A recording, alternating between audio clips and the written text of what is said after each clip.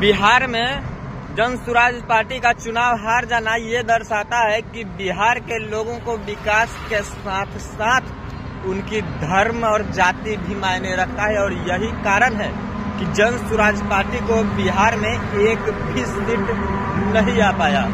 जन स्वराज पार्टी जब शुरुआत में आई थी, अभी से 4 महीने पहले चले जाइए, लग तो ऐसा रहा था कि इस बार जन स्वराज पार्टी की जीत पक्का है।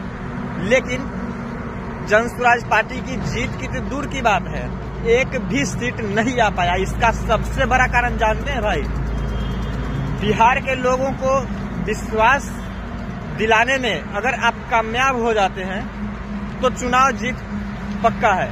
लेकिन सबसे बड़ी ये बात है कि सिर्फ विकास का लालच दे करके चुनाव नहीं जीत सकते हैं। अगर बिहार के लोगों को विकास का लालच देके और ये सोचते हैं कि हम चुनाव जीत जाए, तो शायद ये नामुमकिन है।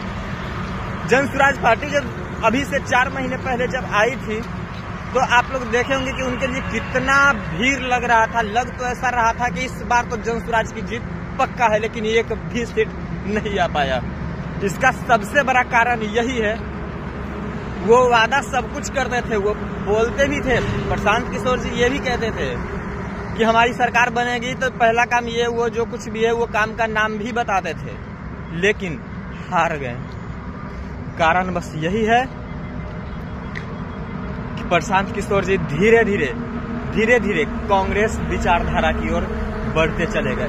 शुरुआत में जब प्रशांत किशोर जी आए थे, जब उनके लिए हजारों हजार लाखों लाख की संख्या में जब भीड़ हुआ करता था, तो उनका विचारधारा जो था ना ही बीजेपी से मैच करता था और ना ही कांग्रेस से। उनका विचारधारा दोनों से अलग ही था, आरजेडी से भी और बीजेपी से भी, दोनों से अलग विचारधारा। वो उनका विचारधारा कुछ अलग ही था।